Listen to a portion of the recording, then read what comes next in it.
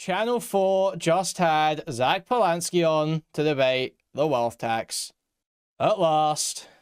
The Chancellor keeps talking about tough choices, but they is a full 50-minute wealth tax debate.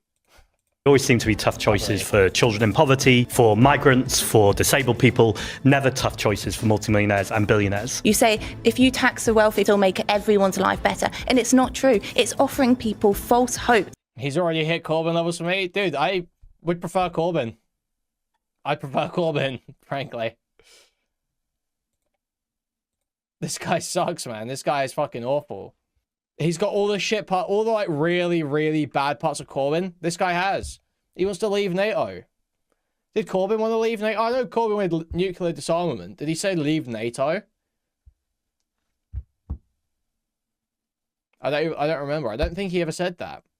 Nigel Farage says jump, Starmer says how high, and you are handing this country on a plate to Nigel Farage. So I won't take the idea that me on social media offering people hope and saying that if we redistributed wealth and power, false hope. It's not false hope. If we redistribute wealth and power, Corbyn was on the expansionism shit. Oh right, okay. Around this country, everyone will be better. As bad as Labour. Hello and welcome to the Fourcast. As Rachel Reeves prepares to deliver the budget on Wednesday, she is facing the political nightmare of having to come back for more tax, having said she wouldn't. And she's already made it clear that whatever she does, the burden will fall on all of us, not just the rich minority. But the left and the Greens are demanding a wealth tax, and the right and Reform are demanding welfare cuts and tax cuts. Voters are disillusioned, inflation is stubborn, services are still struggling, and faith in the political centre is evaporating. So how does the Chancellor land her budget without causing a political crisis for Labour or a financial crisis on the bond markets? With me today, Green Party leader Zack Polanski, Labour MP Rosie Wrighting, one of the new intake last year, and Rupert Harrison, a former advisor to George Osborne in the Treasury, and now at the US investment managers PIMCO. Thank you all very much for joining us. Zack, let's begin with the politics of inequality. Young woman Labour MP. Is she going to be shit? I wonder. I'm totally here. If she's actually good, I'm totally here to say she totally owns Zack Polanski. I would totally happily support, but I have doubts. I have fears. We'll see, I guess. Quality. You have been making the case for a wealth tax. What is it? Well, ultimately, the Chancellor keeps talking about tough choices, but they always seem to be tough choices for children in poverty, for migrants, for disabled people, never tough choices for multimillionaires and billionaires. Since the pandemic, billionaire wealth in this country has doubled. Meanwhile, our assets, our power, our wealth has been stripped away. Ultimately, I'm saying let's take it back. And the way we do that is partly through a tax on assets, a 1% tax on assets of £10 million or more, or a 2% tax on assets of £1 billion or more could raise between 12 and 15 billion pounds.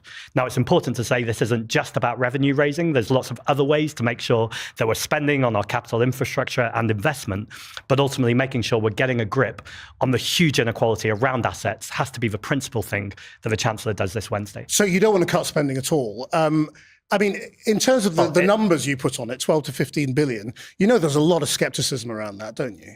Well, I think that skepticism is often from multimillionaires and billionaires and the media that they own, some of the media. So I think a lot of these narratives are pushed. I think it's quite obvious that if you tax very, very wealthy people a small amount, that will bring in a relatively large amount of money. It's always important to talk about the difference between millionaires and billionaires. I've said a few times now, but if you go back a million minutes, you're at the beginning of 2024. If you go back a billion minutes, you're at the Roman Empire. That's how deep this inequality is. And actually, we're not talking about taxing plumbers or hairdressers or small businesses at the moment, although certainly down the road, we need to have a conversation about a fairer taxation system for everyone. It seems obvious right now that the people who should pay up are the people who are doing extraordinarily well. I think hairdressers should pay 100% tax. I don't think they should be allowed to make money. I think they should be like fucking indentured servants to the state. Really notice this small amount of taxation and who are making money in their sleep. And the reason why that matters is they're not earning it with their hands or their mouths or doing work every single day. These are people who are accruing that money on their assets, and that is totally unfair. It doesn't have to be that way, and we can make different political choices. Tax stream at 0%, that's facts. No, that's facts. Well, look, I don't think he's wrong in the sense that I think we will have a wealth tax of some kind in the budget. It looks very likely that the government are going to introduce, for example, higher taxes on expensive properties. I think it's quite likely there's going to be reforms to capital gains tax. They fucked up my fade. They fucked up my fade. I went in asking for the Wigger pig and they just totally fucked it up. Reforms to pensions taxation. So I think the government, partly because they've ruled out a lot of the other options, they are going to be going for these capital taxes and that's taxes more on tax wealth on wealthier and people, property. but it's not a wealth An tax. actual wealth tax. So the issue is that in this situation, you want to bring in, particularly when you've got streamer tax, 100%. It's just a China and Japan. They do that themselves anyway. Streamers do that themselves anyway, mate. I do that myself anyway. It's all going on Numa pools, okay? All donations for the next like 2 months are all just getting saved up into this box for Kita-san black pools, okay? got very nervous markets and you're at risk of sort of losing confidence there and therefore damaging the economy. You want to have tax rises, if you're going to raise taxes, that are predictable, bring in predictable revenue. And the problem is, on a pure wealth tax like this, there are very few international examples where anyone's actually managed to make it work to raise anything like that kind of money. So you have actually seen the Spanish government bring in a form of wealth tax. It's being debated in France, but it's too late for it. It was already like settled the stuff up.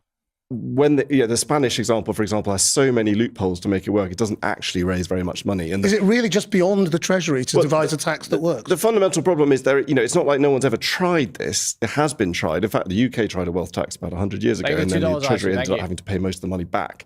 The problem is that when you get to these billionaires, in particular, they're very mobile internationally. They have a choice about where to be based. And so unless you're going to do this as a part of a kind of huge international agreement, you're very vulnerable to losing the revenue and perhaps actually losing revenue rather than raising revenue if you drive those people somewhere else. Well, we've had wealth taxes since the Doomsday Book. So these have been a principal tradition of British politics and ultimately saying we shouldn't have this deep inequality. Wow, that's such a great response. I'm talking about assets. Those aren't particularly mobile. And I think the really important point here is if you don't have a lot of money, if you live in poverty, you have to make decisions based on the lack of money you have. If you're very, very wealthy, then you're not just going to move because someone's asking you to pay a bit more money. That's the point of being wealthy.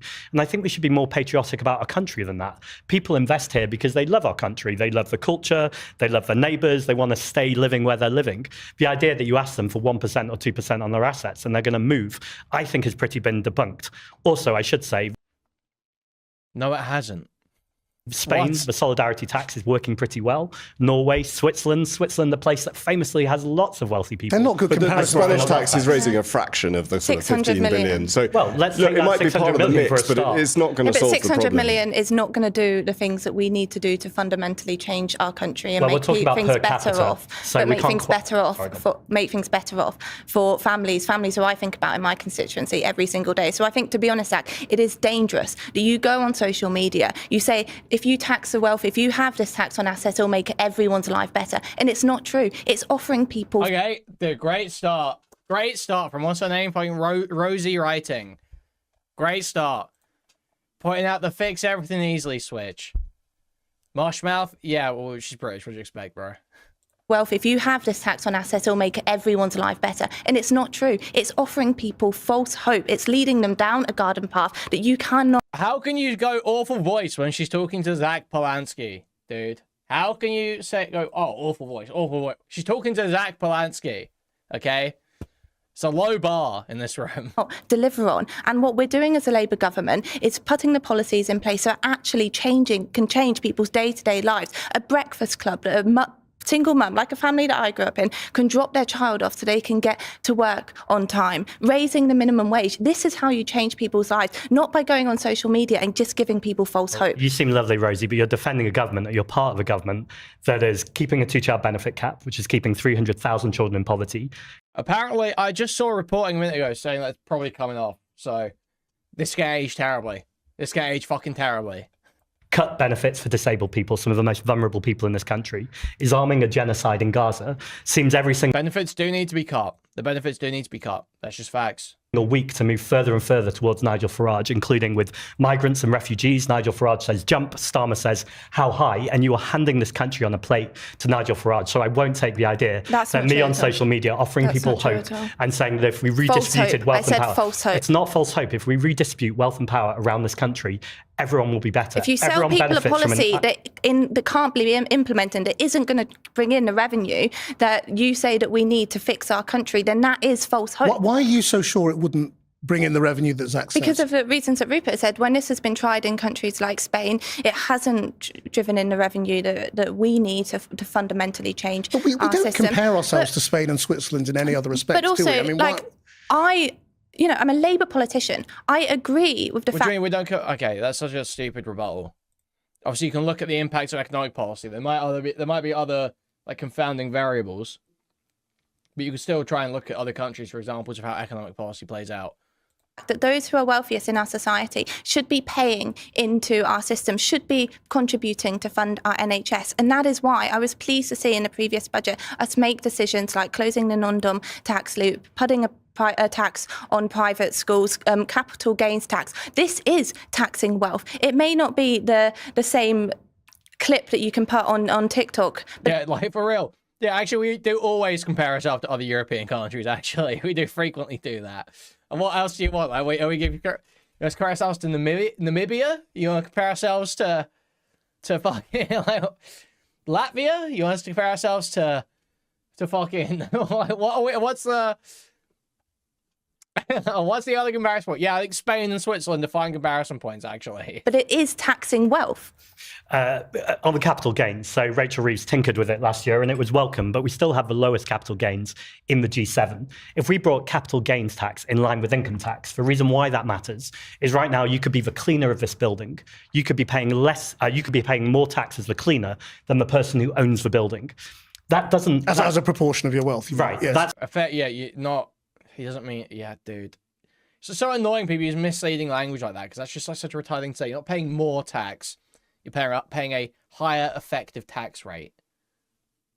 Right? That's what he's trying to point. It's not natural order. That's a result of political choices. And this Labour government, a Labour government, should be making different political choices. But in every single opportunity, they protect the wealth and power of the super rich. Meanwhile, working class communities in this country are struggling badly. And it doesn't seem like in this budget they have any plans to turn this country around. I mean, we asked a lot of businesses. We asked a lot of the wealthiest in our society. The wealthiest in our society are paying more tax since the Second World War in order to fund our NHS, in order to put our public finances back on a sustainable footing. These were Labour choices. They were fair choices. They're what the public elected us to do. And I think that we will continue to make them this week. I mean, Rupert, the argument that's often made is that the wealthiest 1% already pay about, 30% of the tax raised in income tax. Yeah. In income tax. I mean, is there a limit to that? You know, and where do you get the idea of that limit from? I mean, sadly, there is a limit. I mean, because the point being that what we've seen is that the wealthier are relatively comfortable compared to the rest of the country, and most people can't move. I mean, I have super rich. I have the great advantage of, like, unlike these two, not being a politician, so it's a bit easier for me to say, look, it's really complicated. So look, the truth is, it is really complicated. It is. The truth. So if you look, in some ways, at the UK tax system, it's already the most progressive tax system of any developed economy in terms of the ratio of tax paid by the highest earners in terms of rates to the tax paid by the lowest earners, and that's because this government and also previous governments have done things like increase the. Oh, okay. It feels like he's almost played sleight of hand here. It feels like we've just switched from... Well, I know, they were kind of talking about earnings. The thing that I do have some sympathy for, lefties have complained about, I think I heard even maybe it was Kevin Logan and shit complaining about last night, was the idea that people do switch between sometimes. They'll go from saying about wealth to income. And people switch between wealth and income very readily. And that can sort of alter how the conversation's going. Because, yeah, we do have a very progressive tax system in terms of income. Yes. In terms of earnings, yes. But I think in terms of wealth, there's probably quite a lot of inequality, which is what they're more pointing to. Allowance, and we have a very high top rate of tax of 45p. And that means that we're now very, very dependent on that top 1% of earners to pay a very high, as you said, very high proportion of tax. That means, therefore, that you really need to work hard to keep attracting those top earners, make it an attractive place to build and grow a business. When it comes to capital gains tax, all the evidence and the international evidence that certainly would be the evidence taken on board, for example, by the independent OBR, that's not a political body, they're a bunch of economists looking at the data, they would say that the current top rate of capital gains tax is probably about actually the revenue maximizing rate of corporate capital gains tax, because if you start raising it higher, you'll have people moving away, and you also have people choosing not to sell assets, because you only pay capital gains tax when you sell an asset. So unfortunately, we are pushing up against the limits. There are definitely things you can do, and I expect that we will see that in the budget, things like additional council tax bans. Council tax is an absolute mess. All economists would agree it's absolutely not progressive because it's based on very outdated valuations. So I think we will see action there. But unfortunately, the government is limited by the reality of what you can raise. See, I don't think it's that complicated. We still have the lowest capital gains in the G7. Now, look, the 50 wealthiest families in this country own more wealth than the bottom 50% of the entire population. That's 50 families. It's actually really simple. You just flip the switch. Thanks, Zach. Thanks, Zach. Awesome, man. If tax policy is so simple, why do you sound like such a fucking idiot whenever you talk about it, Zach? Can you explain that one to me? Versus 35 million people. And the collective wealth of those multimillionaires and billionaires, they're earning £35 million every single day. Not every week or every year, every single day. And so to hear people say there's no wealth in this country, or it's not, it's too complicated, or it's too nuanced. Yeah, for real, telling a former Treasury advisor how simple it is. Actually, I think it's really simple. You're a mug. You're a fucking mug. I don't think we said that wealth is too complicated. But what about that argument? Because these refrains, as you say, they're going around social media a lot. The top 50 families being so absurdly wealthy, and the top 20,000 people also, having more than £10 million in the bank. Why is the Labour government not saying there's something wrong with that? I want to see the economy rebalanced. I want to see constituents in my constituency who work hard, work difficult jobs, are coming home still worried about the weekly shop, still worried about how they're going to pay the energy bills. I don't think that by simply a tax on assets, I don't think that's a silver bullet that the Green Party are going out on social media and selling, that's actually going to solve those problems. What I want to see is people brought out of poverty. And the only way we're going to do that is real policies that change the way this economy works. But take on Zach's argument about property. I mean, we're very likely in this budget to see a new regime in which houses over £2 million or whatever the threshold ends up being, end up paying a higher tax every year. You could raise a lot more, couldn't you, from the super rich who've got billions in property? I'm not going to speculate. I don't know what's going to be in the budget on Wednesday, so I'm not going to speculate on this. The principle of taking more from that 50 people, 50 families,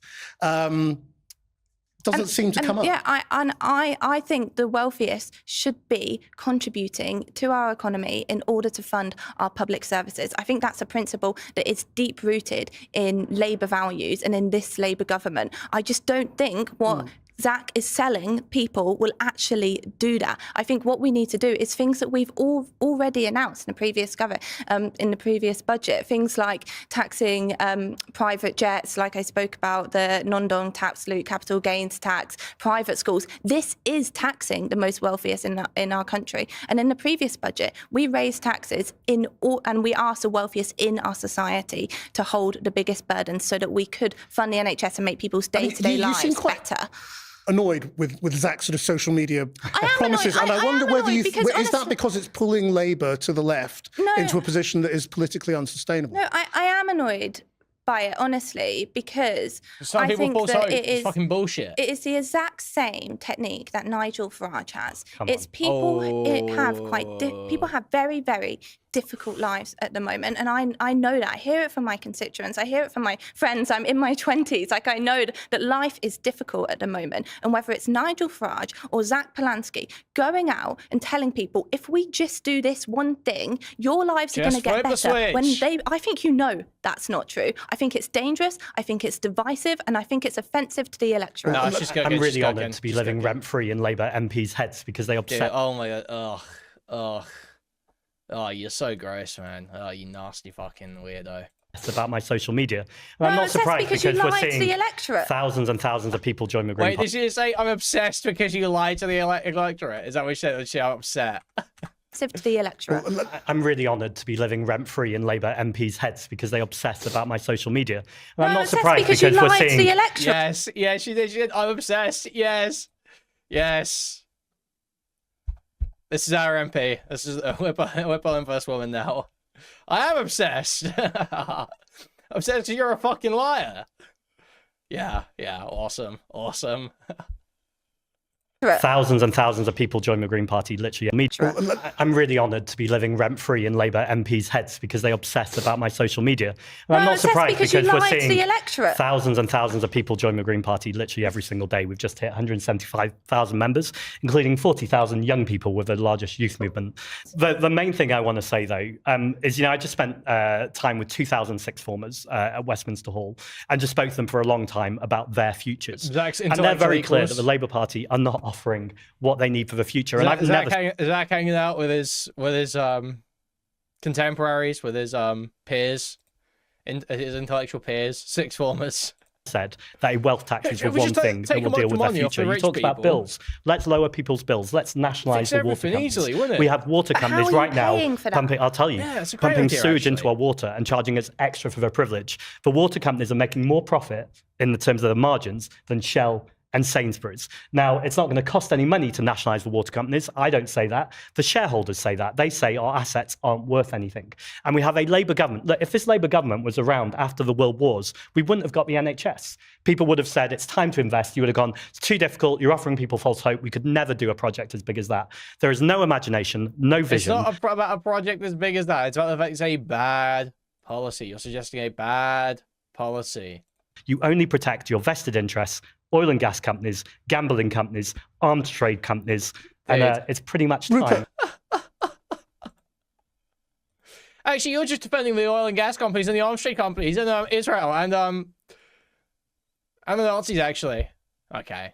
I have no vested interest. I am someone who came into politics from a working class background. I sit here with Labour values. As a Labour MP, I do not have vested interest. I'm talking about your party. I have no idea about your donations, so I'm not accusing you. I'm talking about your party. But I don't think that's fair.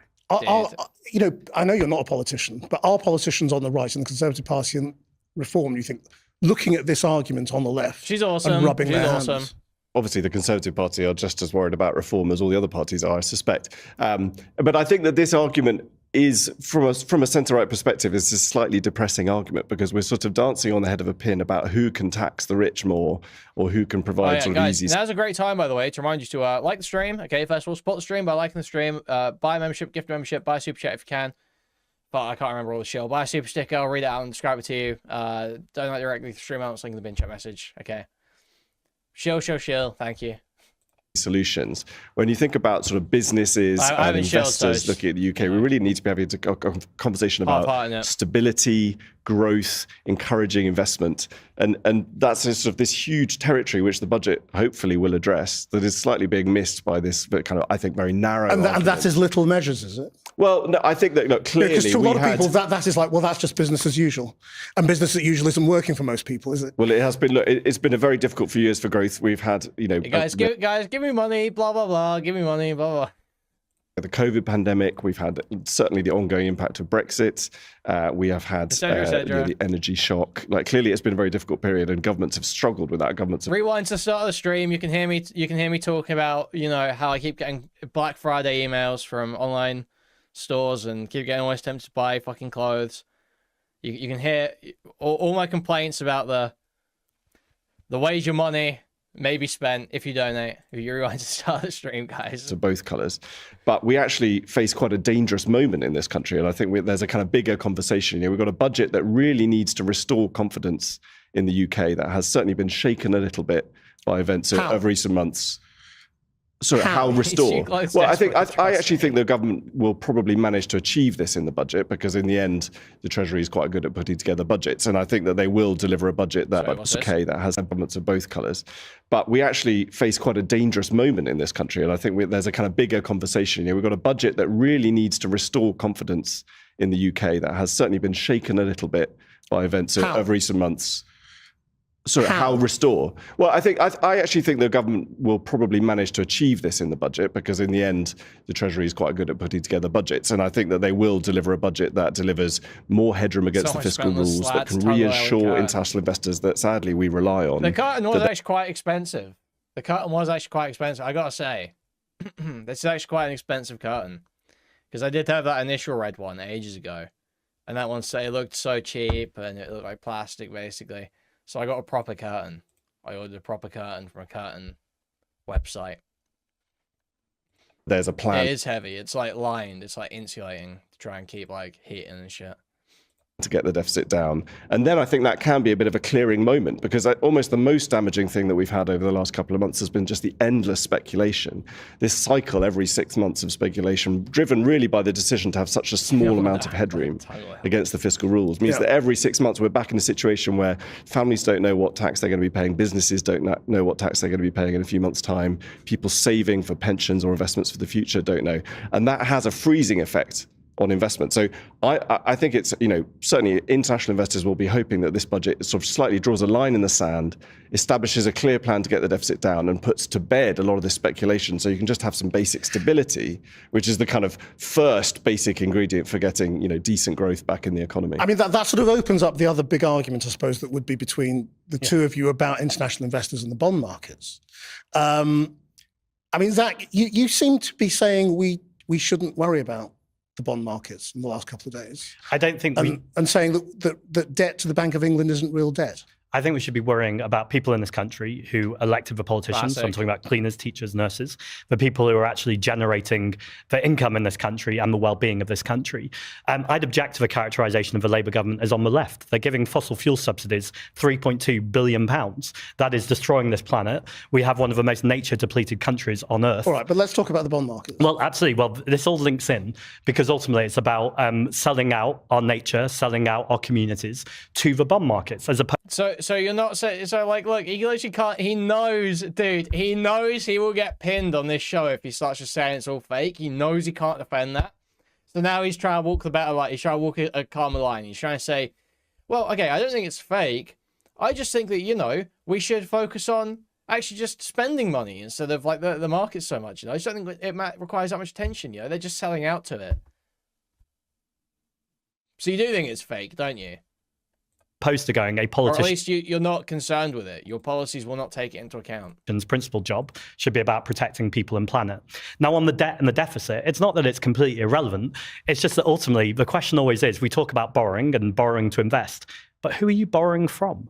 A lot of that money is from the Bank of England. We literally owe it to ourselves. A lot more of the money is from foreign countries. It's stored as assets because... But when you say we owe it to ourselves, what are you suggesting? Are you saying we can write it off?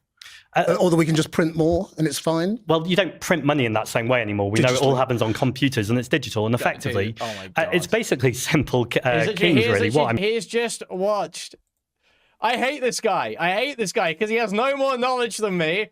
But he goes out on TV on national platforms and just says the most retarded shit that even I know is retarded. Even like, I've seen the same MMT videos, Zach. I've seen the same shitty MMT animations on YouTube, bro. I know exactly where all of your information has come from, retard. It's so fucking frustrating, man. This guy is considered like the fucking leader of the left in this country right now. And he's a total idiot. He's a total fucking idiot. He doesn't know anything. I'm saying is anything we can do, we can afford. The limitations, because there are rules, are inflation based on the amount of resources we have. So we could just keep making more money and spending it? Up until the point that we have inflation or we run out of resources. But by the way, we have much more important boundaries. And the boundaries are ecological boundaries and climate boundaries. So we both have to watch inflation in terms of making sure that everyone is employed properly. We have enough resources to do the things we want to do. But investing in hospitals, investing in schools, investing in infrastructure, that's exactly what our country should be doing. And I think decades of austerity has programmed people's minds with we don't deserve better or we can't have alternatives. But actually making sure we're investing in our communities is the exact way to keep the economy moving. What we're getting from both these panelists, I would say, is different forms of trickle-down economics, which has been demonstrated over and over again to fail. And crucially, people die as a result. So that's how serious these consequences are. If Zack was delivering the budget on Wednesday, how would the bond markets react? Well, Zack has just set out something called modern monetary. Trickle-down economics is not when you have a highly progressive tax system that puts the burden most at the top. It's not what trickle-down economics is. It's not what that means. Theory, which is a sort of idea that you don't need to worry about bond markets or deficits. And it's a little bit like the last 5 years with inflation and high yields never happened. This was an argument that we had during the previous decade, the sort of after the financial crisis up until 2020, when central banks were doing QE, i.e. they were buying up government debt, interest rates were zero, and then there was an argument about whether government... Yeah, it's times like this where you realize, like, damn, maybe there were some benefits to having all of our politicians go to, like, one of 3 super exclusive elite private schools. You know, maybe there were some benefits to that. Maybe... Whoa, why is my fucking Google AI shit talking? Shut the fuck up. Well, I was fucking fiddling with my phone. Maybe there was a benefit to that. Because now you have a bunch of fucking retards that just watch YouTube videos and then start trying to make policies based off of it. It's so fucking annoying. Like, Farage did go to private schools. He doesn't even have an excuse to not understand what the term benchmarking means. But seeing Polanski go out here and let you basically repeat arguments that he sees on social media is so frustrating. It drives me insane. Governments could boost economies by spending and borrowing. But the difference is that, as Zack said, we have had the last 5 years. We've had a big inflationary surge. We've now got interest rates. Like you've literally heard trickle down economics from some commie YouTube video. I know it. You have no understanding what that means. Quite high. And in this country, in the UK, we still have inflation stubbornly above target. So if you tried that approach now, we actually saw the risks of that with the Liz Truss budget. If you tried that approach now of deliberately going out to if Rachel Reeves said, I'm going to junk my fiscal rules, I'm going to spend and borrow more, actually that would result in the Bank of England having to raise rates further. That would basically undo any positive economic... I actually start using Gemini. Apparently people kept saying it's better than ChatGPT. Can people verify? Is that true? Is Gemini better than ChatGPT? Which one's the best one? Gemini 3 is the best at the moment. Impact, because they have and just to lay out, because not everyone is an economist. What does that actually mean? It means the government paying a lot more for its debt. It would mean the government, not only the government paying a lot more for its debt, but actually the rate that the government pays for its debt. The only time I use Grok is if I'm already on Twitter and I just like click the icon in the top corner of a tweet and just like ask, is this real? You know, that's what I do. Is this real? Are you sure?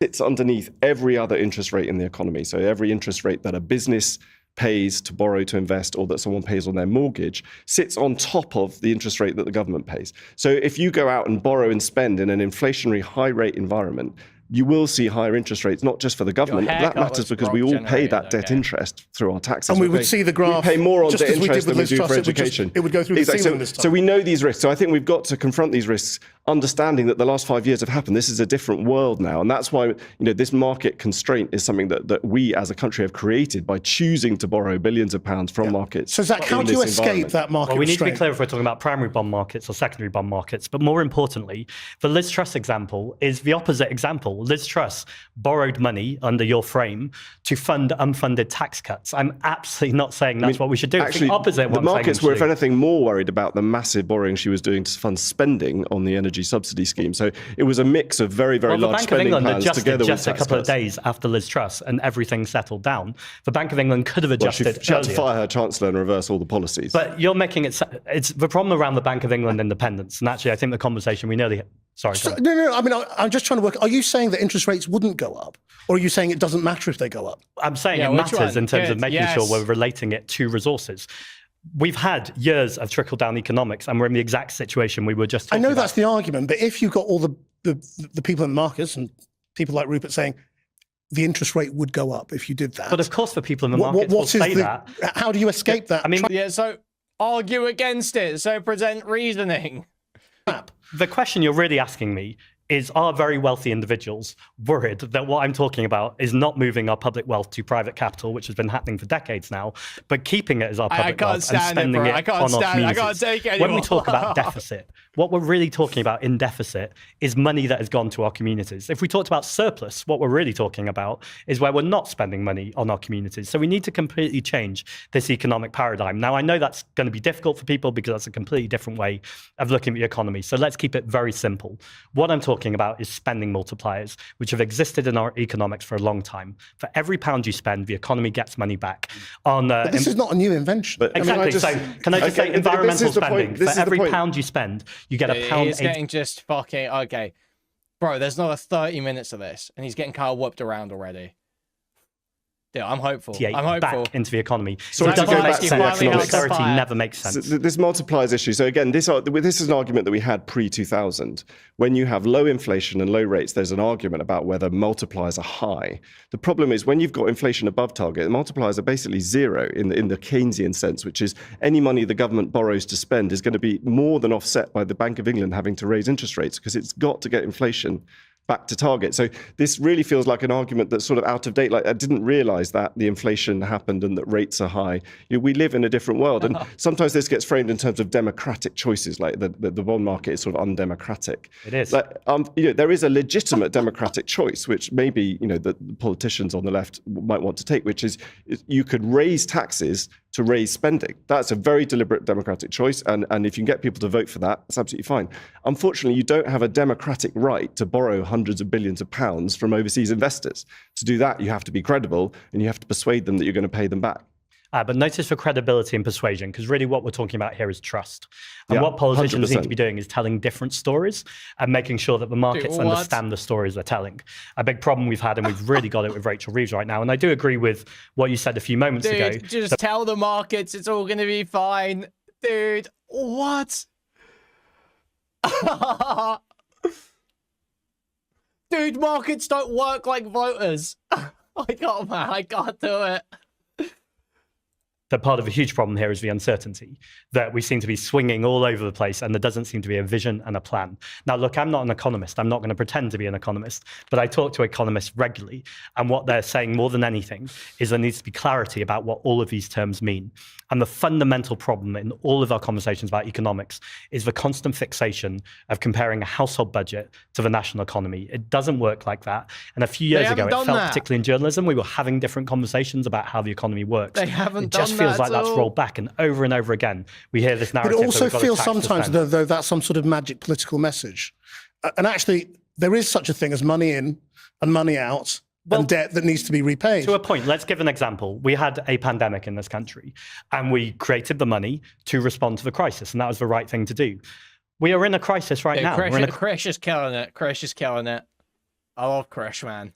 Crisis of inequality, we're in a crisis of climate. Ultimately, we need to be spending money to make sure that we're borrowing to invest, if that's the phrase we're using, or we're spending to invest, because ultimately austerity is the one proven thing to absolutely not work and to ultimately end people's lives. We're going to come to austerity soon, and the whole question of welfare cuts, and obviously Rupert's got an interesting perspective on that, having been around George Osborne during austerity. But Rosie, is this sort of more snake oil from your point of view? Yes, and I think that we need to be clear what will actually happen to people. There's been a lot of technical talk, but what will happen if we go to the markets?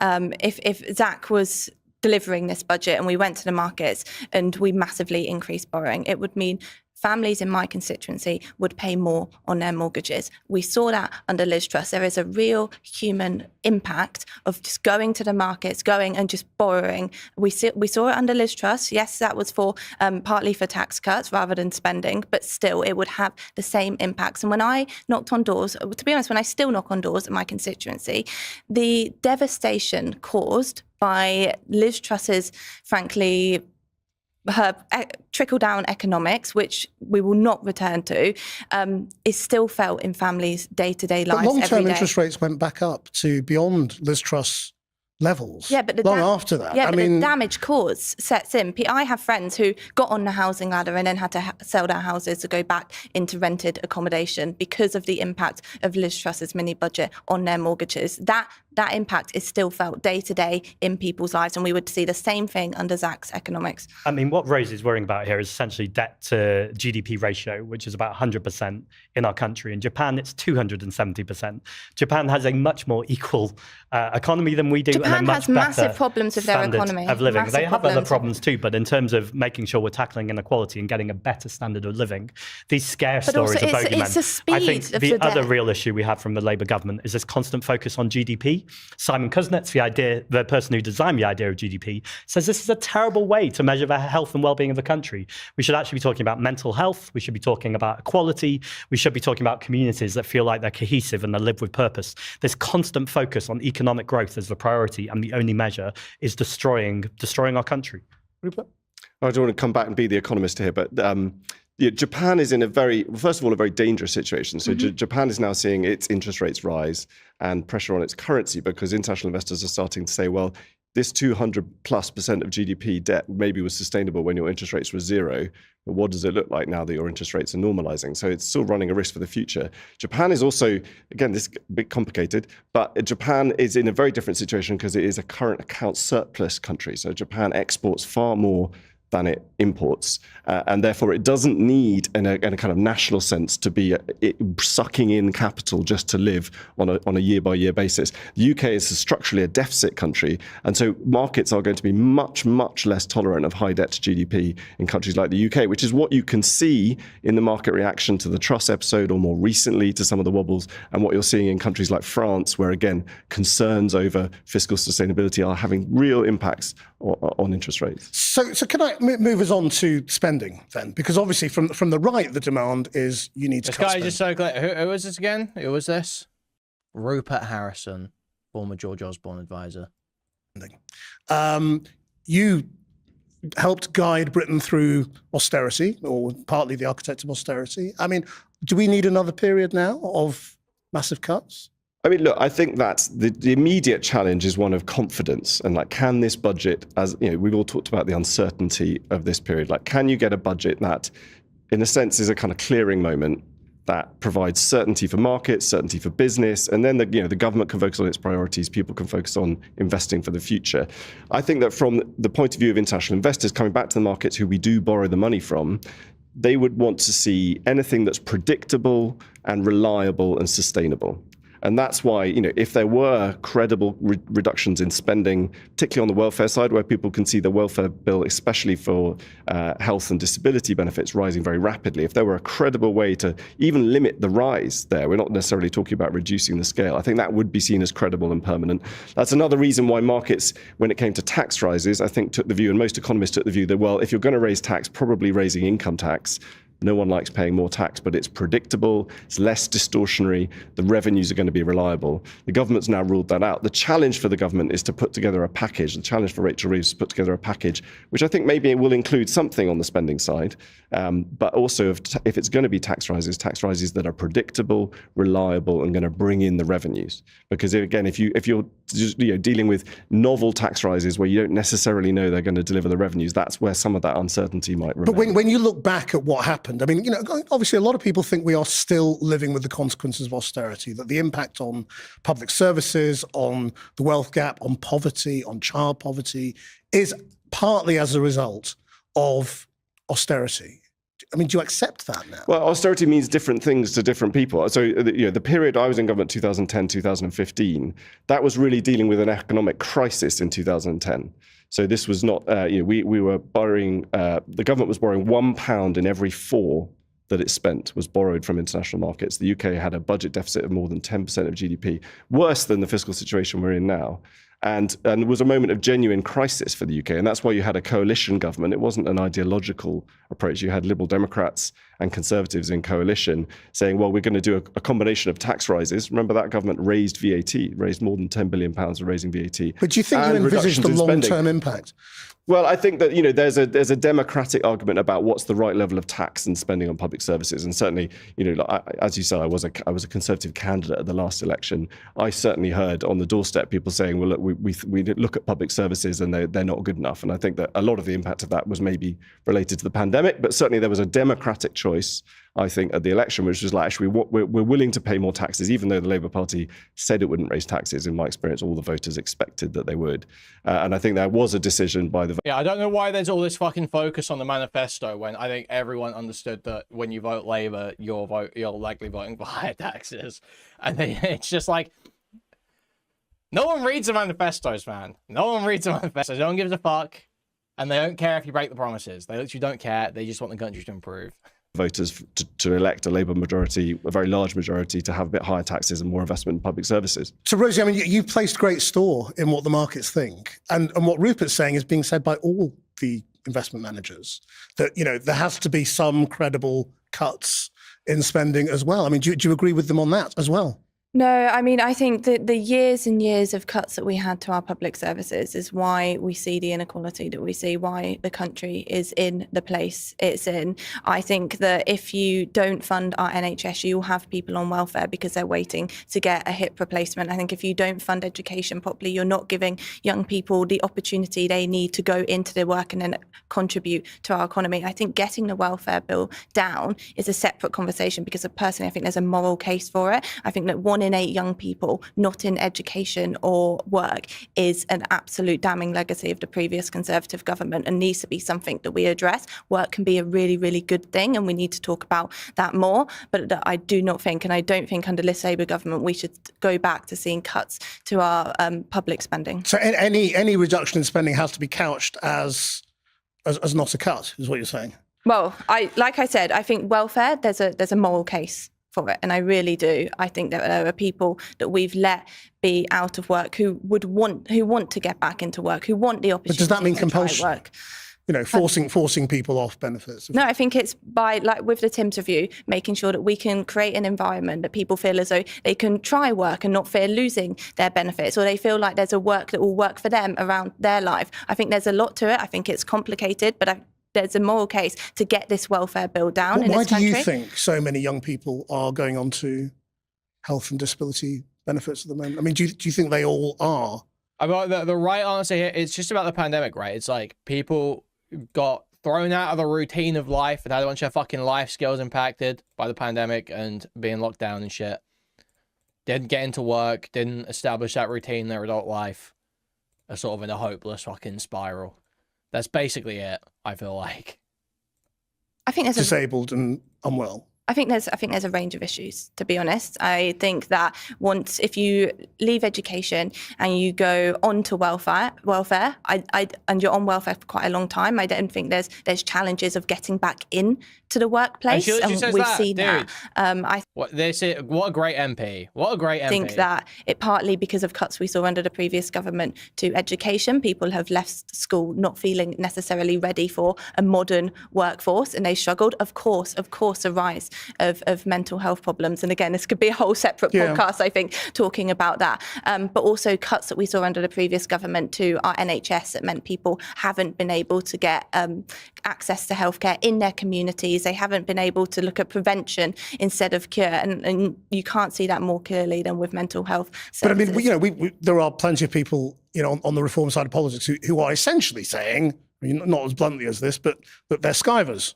I don't. I would never use that language. Obviously, you wouldn't, but I mean that's the argument you're up against as well. I think that there are people that could be in work that aren't, and then maybe they aren't in work because they're scared of losing their benefits, which, by the way, is a valid reason. They're scared of losing their benefits. They're scared that work isn't going to be economically viable for them, or they're just scared that work isn't going to be good for their mental health, or they're not able to find a job that works around what they're facing day to day.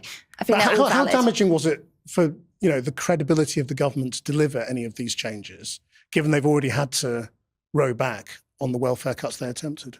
Well, I personally was for the government reforming welfare. Like I said, I think there's a moral case for it, and I hear that from my constituents. She was on the right side of that as well. I was worried she was about to say, well, I actually opposed. Thank God, she was on the right side of the welfare reform bill too, and she's one of the new intakes. Dude, oh my God. By the way, quite a lot. People saying, look, I work hard and I feel like I want the person next door. What were your colleagues saying, in opposition? There was, I mean, the public could see this, right? There was mixed views in the backbenches. And do you think they've got to kind of get real now?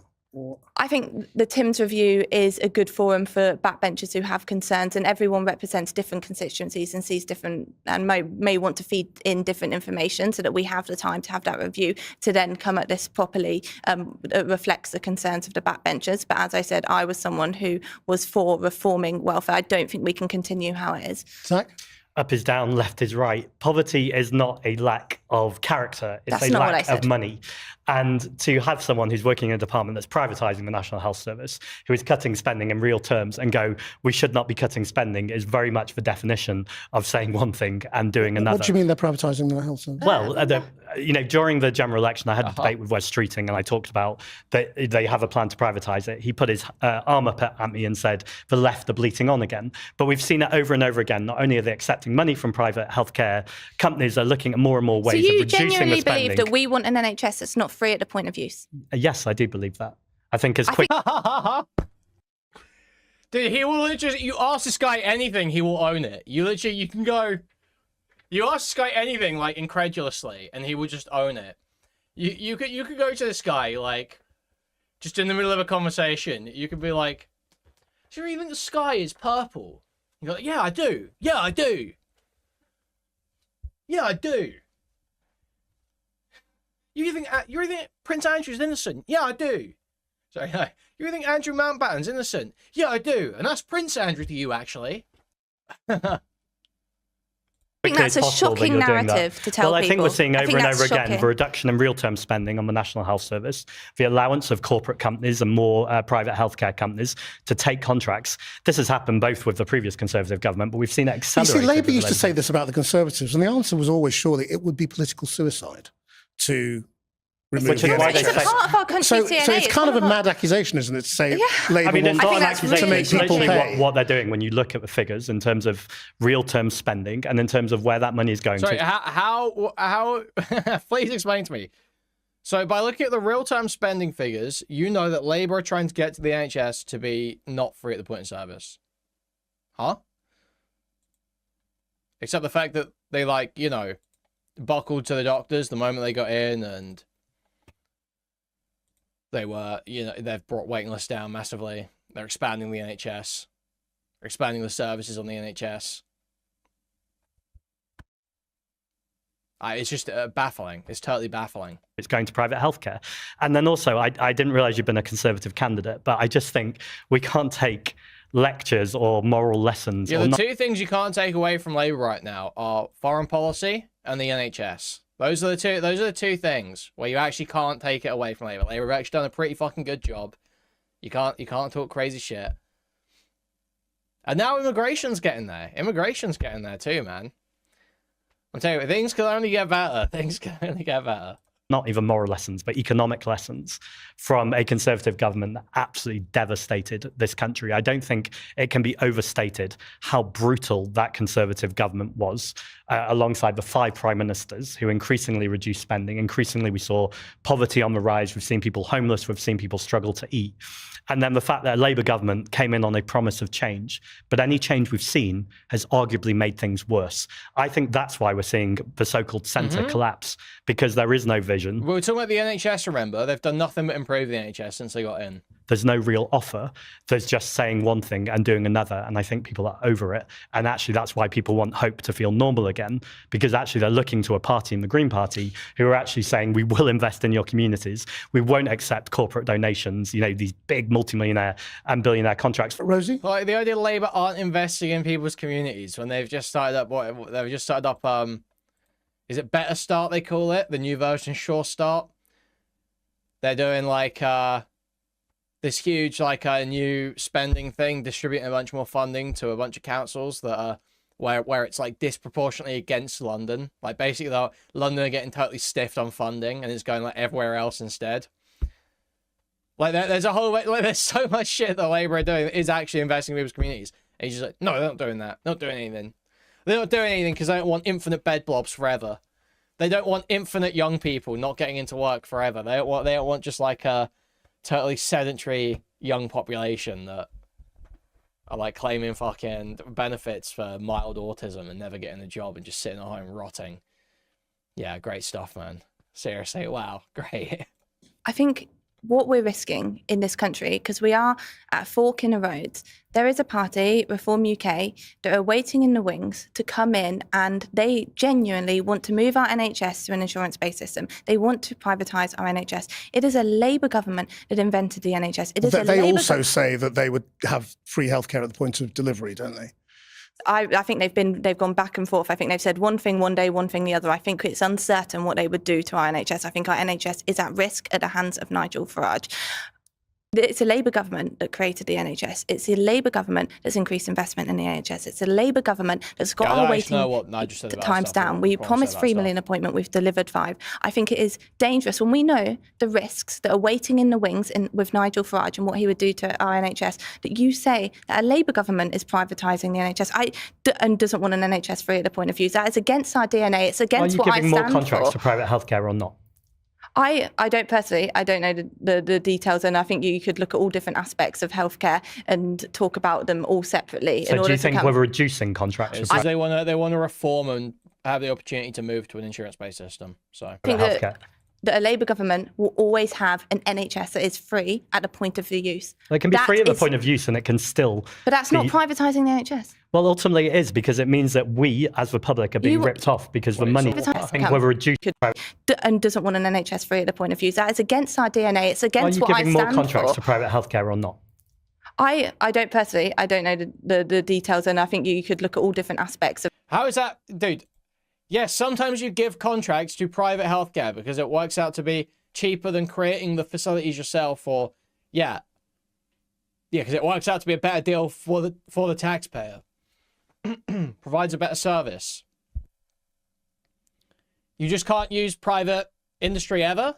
Is that what he thinks? You just shouldn't ever use private industry. Obviously, private industry can benefit the public sector in many cases. Of healthcare and talk about them all separately. So do you think we're reducing contracts with private healthcare? That a Labour government will always have an NHS that is free at the point of the use. It can be free at the point of use, and it can still. But that's not privatising the NHS. Well, ultimately it is, because it means that we, as the public, are being ripped off because the money that is going to those private healthcare companies. But that is not the same as what you just said. You said Labour want to privatise the NHS. Well, that would be privatising. You'd literally be giving it to private. You were saying they don't want it to be free at the point of service. Giving a contract to a private company doesn't stop the NHS from being free at the point of service. That does not affect that, dude.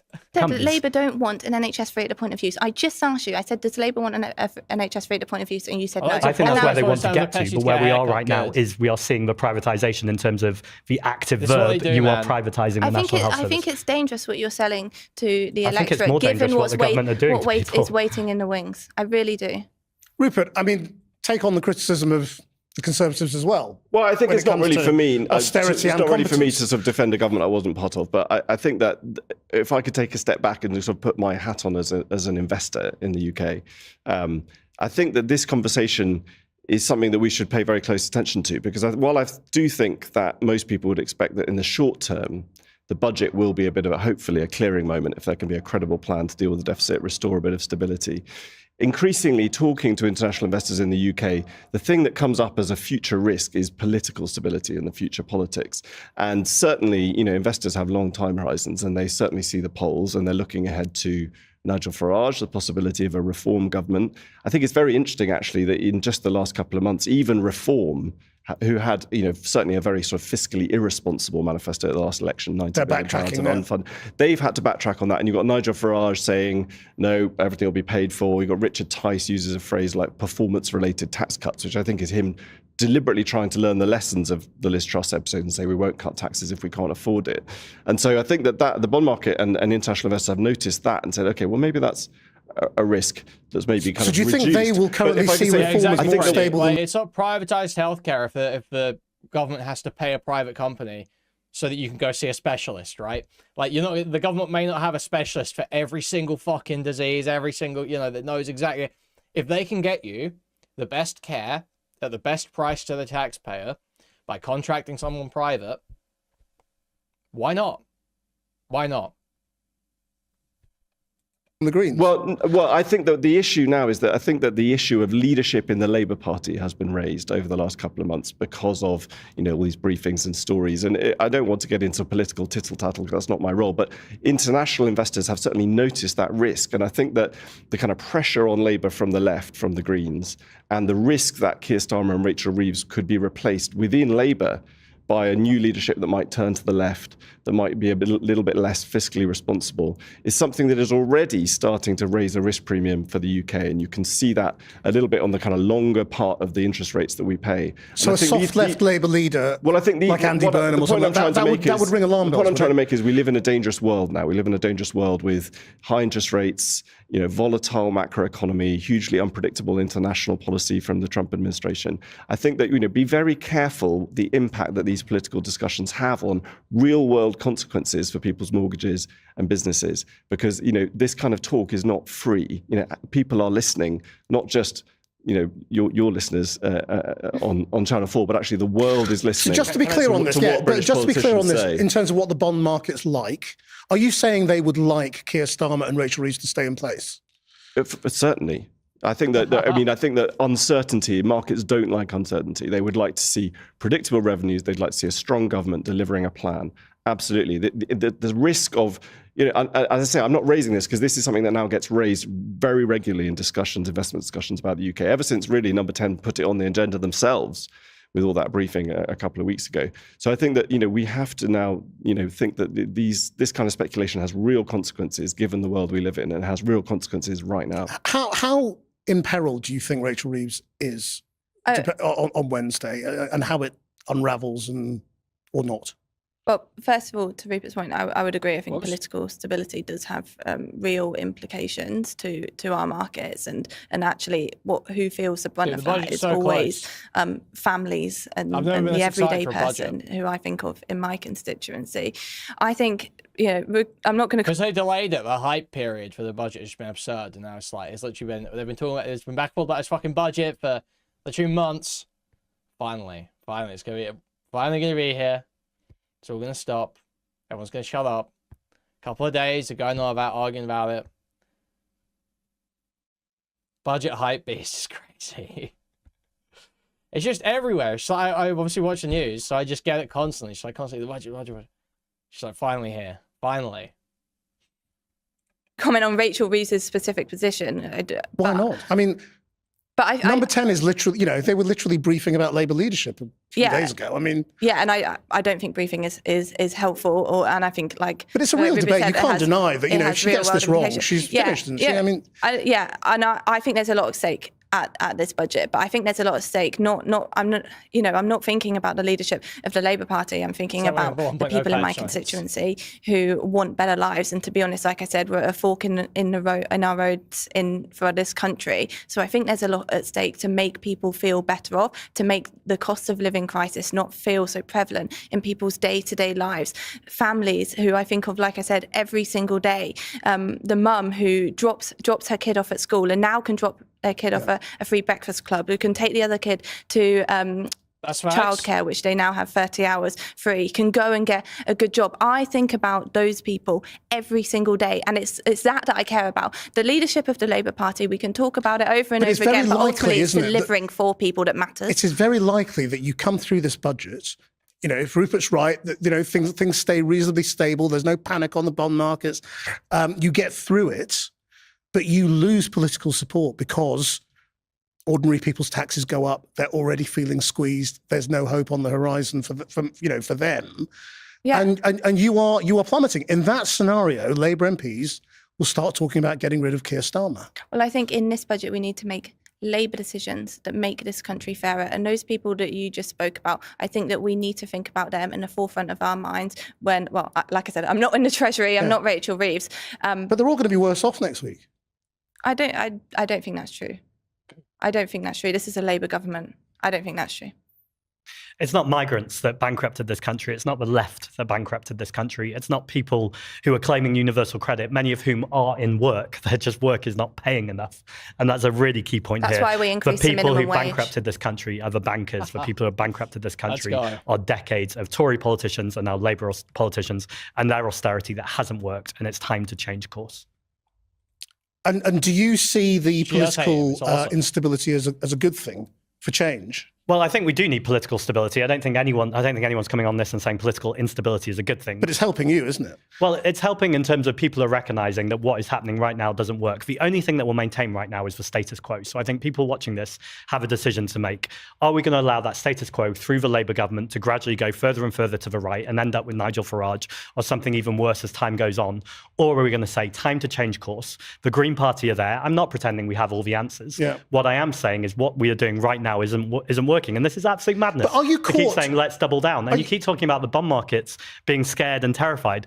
But I think we've got to worry less about the bond markets and more about the people in our working class community. I suppose I'm talking about the system we are currently living in. You want to change that world. Fine, I get that. But are you also, that can be dismissed, but I do think the current system that we're in hasn't always been this way. Since Thatcher, neoliberalism came in, and that's what we're suffering now. So what I'm saying isn't some kind of fantasy or idea that we've never had before. I'm talking about what happens in most of Western Europe, and also what we had before Thatcher kind of destroyed any kind of sense of social cohesion. But I wonder whether you're also slightly surprised by your own popularity at the moment, and whether it's making you think about some of these economic issues, more seriously. I mean, Rupert mentioned, reform have clearly tacked back from some of the more eccentric ideas they were throwing out in their, in their contracts and the last election. Are you also having a lot of meetings saying, well, we've got to get our ducks in a row here and stop saying things that spook people?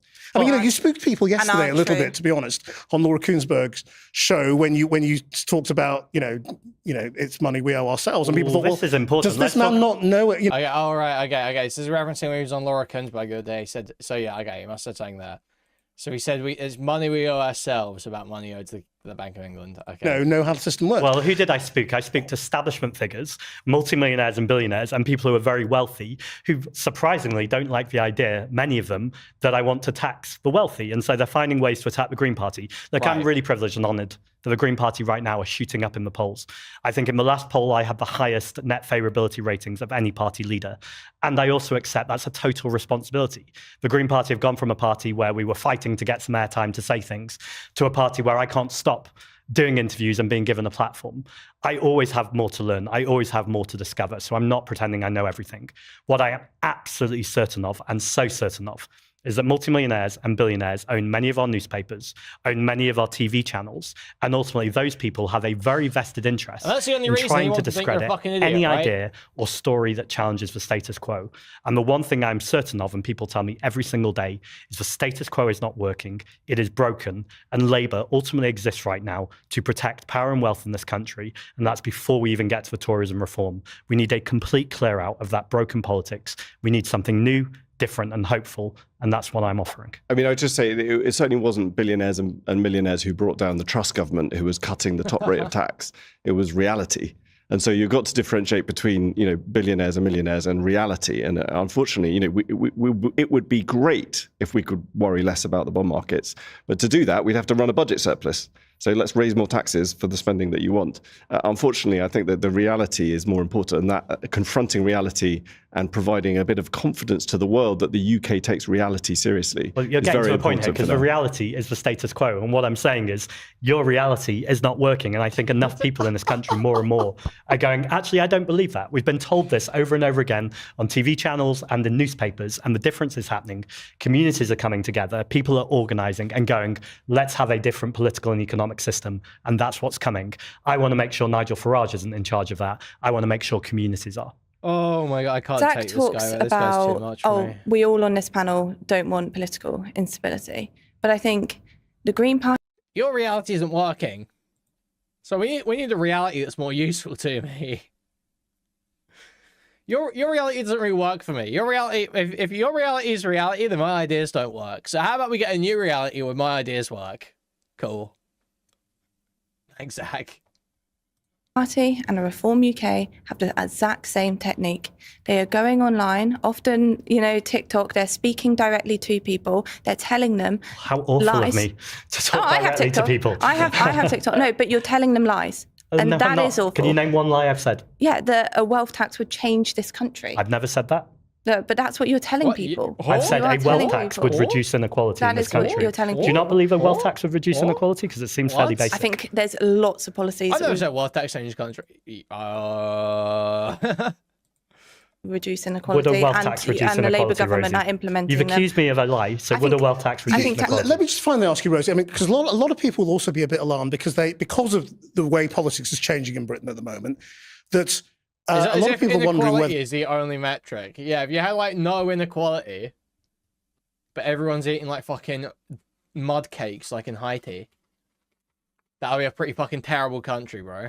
Like how unequal it is, how equal it is. But the only future for the centre and the centre left and the left is for you to work together to stop reform at the next election. And looking at this conversation, it's not looking very likely at the moment. I mean, I want people's lives to get better. I don't want the cost of living crisis to continue to burden families. That's what I think of. You know, we can come on a panel like this and we can have the political debates, but ultimately I want to see the policies implemented, the choices made that make things better for the ordinary family, the family that I was brought up in, that made my life has been good. I've had opportunities because of what the last Labour government did for my childhood. And I want this Labour government to do the same for children growing up. But I don't think we're going to be able to do that with this divisive politics that we see. But if a progressive alliance is the only chance at the next election, are you up for it? I think the chance of the next election is delivering for families. And I think that's what we'll do.